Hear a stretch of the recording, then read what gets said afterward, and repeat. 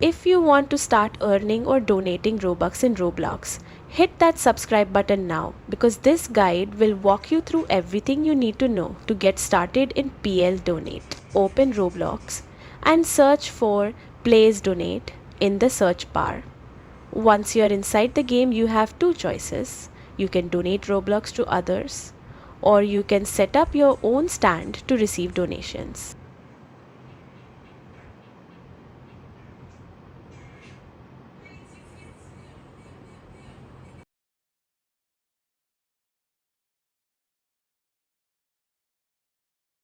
To receive donations, walk up to an unclaimed stand and hold the interact key to claim it. Your name will appear above the stand, but if you see no donation buttons, you'll need to set those up first. Now exit the game and head to your browser. Go to create.roblox.com and log into your Roblox account. Once you're in the Creator Hub, tap on Dashboard and click your default experience or place. From the side panel, go to Associated Items, then choose Passes.